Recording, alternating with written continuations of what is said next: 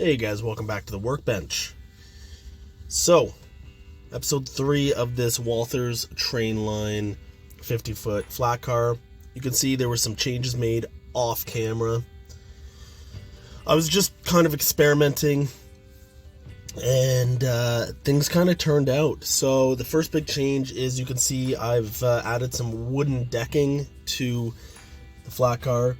This is a ITLA kit, but they don't actually make one for a 50-foot Walthers flat car. So I ended up getting a 52-foot section and cutting it down to size and just gluing it on there. I've already upgraded my 40-foot flat cars, which they do make they're Athens. They do make kits for those, but this turned out really well. I'm really happy with it. Some glue kind of leaked out and there's some residue and whatnot, but I plan on weathering this anyway, so that shouldn't be a problem. I want to darken this up. I don't know, it looks pretty good on the camera. It looks good no matter what, but I do want to darken it up just a little bit.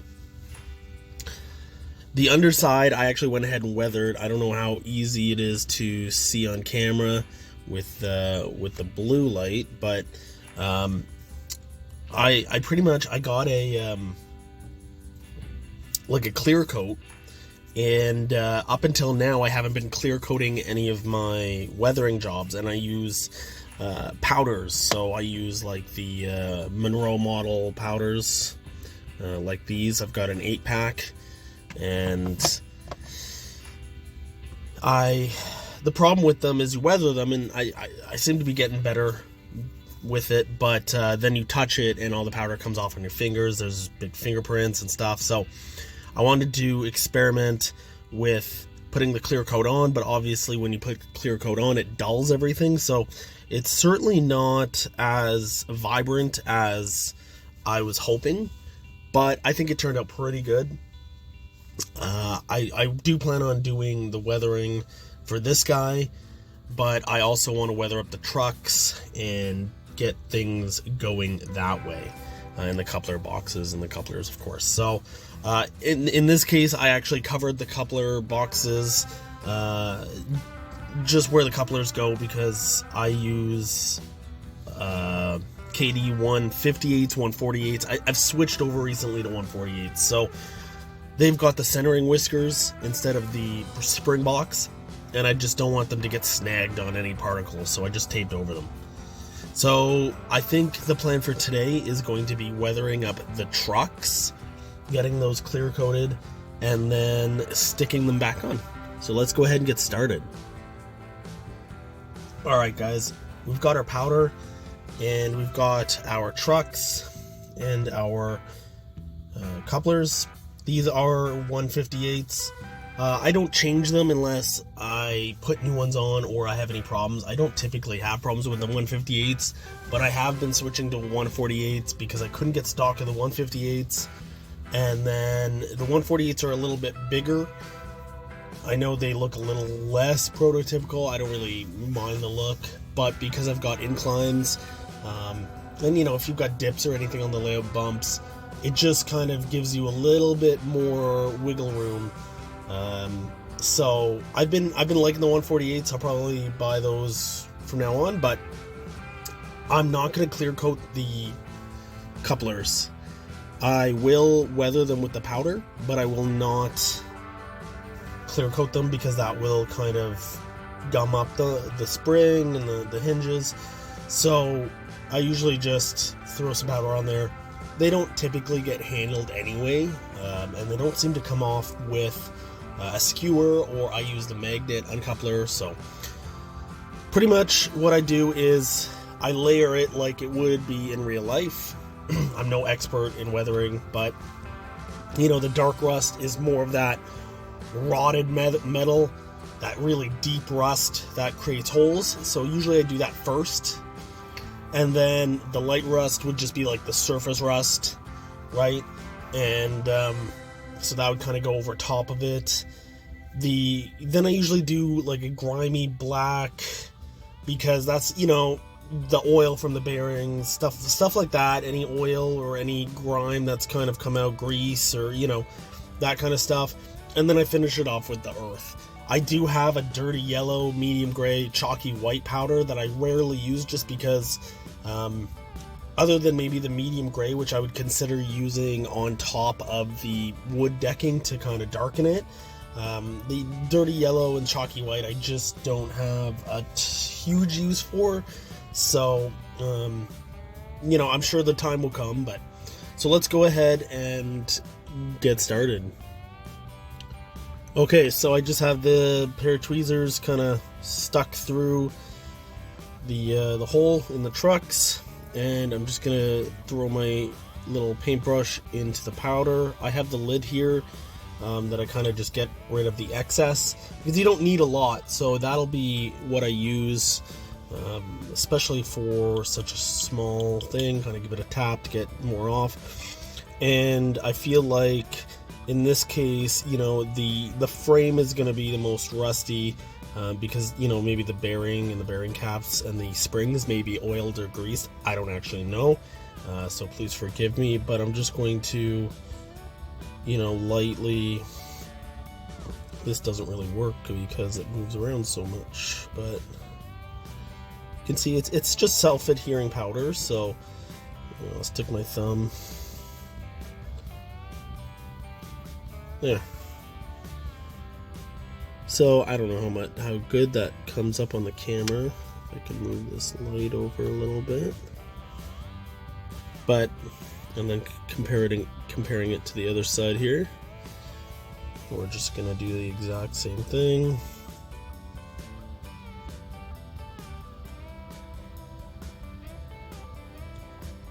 I'm going to hit the springs and the bearings cap with some surface rust, but nothing too crazy. Now, you don't really see the middle of the trucks or anything, so I don't bother doing those, or like the backside. I just feel like it's a little bit of a waste of time. But you can do the top if you really want, but I just, other than the actual truck frames on the sides, and I mean the tops and whatnot of the side frames, absolutely, but the bottoms,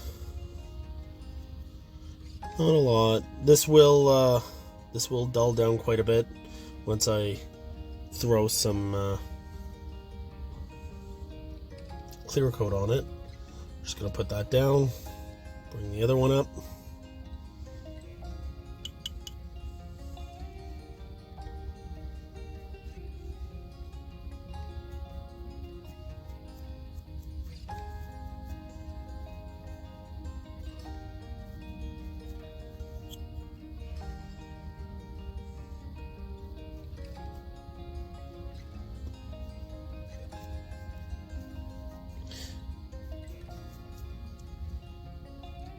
Something I will do when I do the body is I have my iPad here, and I will be looking at like a reference picture just to try to have something to reference, you know, because that way you can see maybe what direction the rust comes off the roof, or where the main rust or dirt spots are, that kind of thing. And it just, you know, it adds a little bit more realism to the process.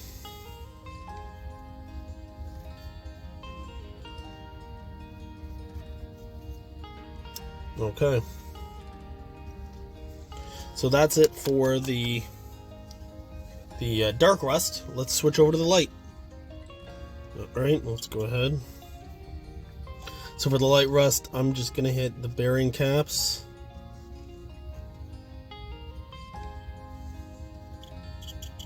and the springs. Give it a little blow off, and I really like the look of that. My layout is based on, you know, an island where rolling stock and the locomotives are kind of trapped, is kind of the background. I've put the rail barges out of service, so things are maybe showing their age, showing a little bit of, you know, not being maintained as well as maybe they should, because priorities go to the locomotives. Less of a proactive approach and more of a reactive approach when things finally do, break or rust through. So there's that one with the light rust, really like that. Let's do this guy. I'll probably just fast forward through the rest of the weathering process, but show you on camera, just speed it up, because sometimes depending on how much of a perfectionist you want to be, which usually for me is not much, because done is better than perfect, and I live by that rule because I'm not an expert in any of this. I'm just a hobbyist, and if I want things to be perfect, then I'm gonna be here a long time.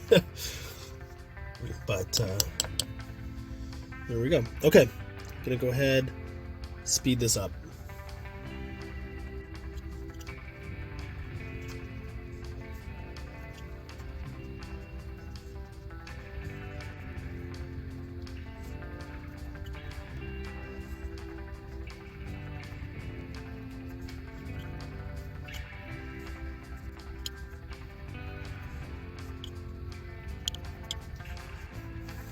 Okay, so this is the end result so far.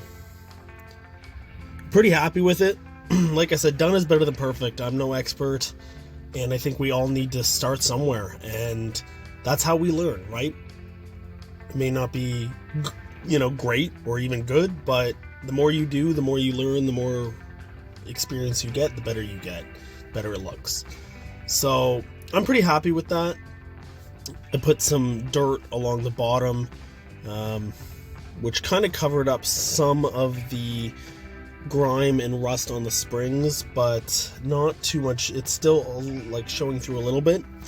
So what we're gonna do is I'm gonna go spray these with the clear coat, and that's gonna kind of dull everything up, but then we can reapply these powders on top of that clear coat and then spray it again.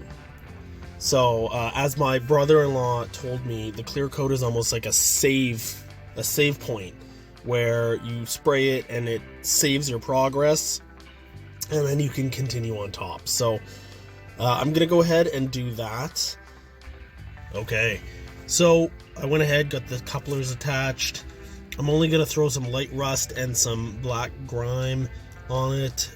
Again, I don't throw any clear coat on these because I don't want to gum them up, but with my other cars that I've done since I started this project, because this has been sitting for a little while, unfortunately, I've actually put the coupler caps back on when I weather it, and in this case I did not. So that's definitely a recommendation. I would say just take the coupler out, but keep the screw and the coupler cover, or the coupler cap, whatever you want to call it, and weather everything up. If you're going to spray it, and then it kind of blends in, whereas right now, the base is kind of this rusty, dirty brown, and the coupler cover is still black. So whatever, not a big deal. If that really bothers me, I can definitely kind of try to fix that down the road, but I don't think it's going to be a huge deal. So just kind of cover it in some light rust. Try to focus the camera a little bit. I definitely like things rusty. I think that's why I kind of picked the backstory that I did, because the grimier and the rustier, the better. Not always, there's definitely a limit, but it's all about personal taste. Like, that's the thing too, people who say, oh, it's wrong, blah blah blah, and they could bite me. You know what, I'm gonna add a little bit of rust on the side here, just to help blend this in.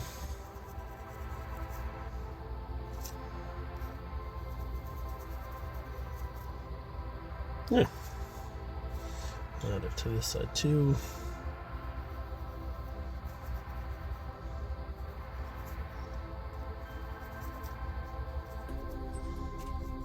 Perfect. Yes, this is slanted. Oh, there we go. Okay.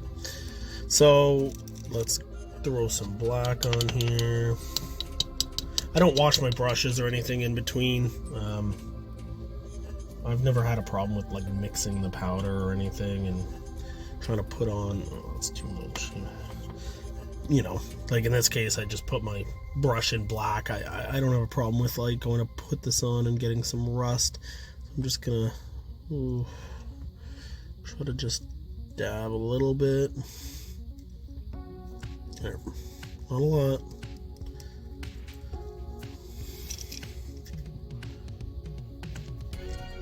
There. Well, that looks good to me.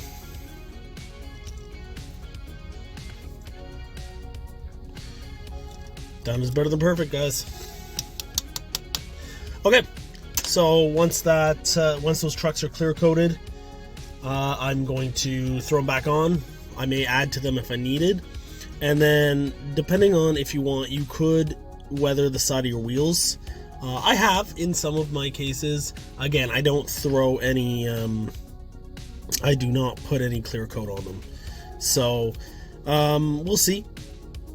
We'll see how I feel, but if I'm gonna do that, I do wait until they're in the trucks, and then I just do a light coat. So, all right, let's see once the trucks are dry how those turned out, and if I need to add anything, I will, and we'll go from there. Okay, guys, so this is the trucks after the clear coat. You can see how much they dulled down, but I still think they look really, really good. I'm happy with them. So let's go ahead and get them on the underside of the frame and put the wheels back in. Alright guys, so here we are. The underside and both trucks have been weathered. I haven't weathered the wheels. I'm gonna wait until I get the top on and decide if I want to do it or not, but that can be done anytime. The couplers have also been weathered.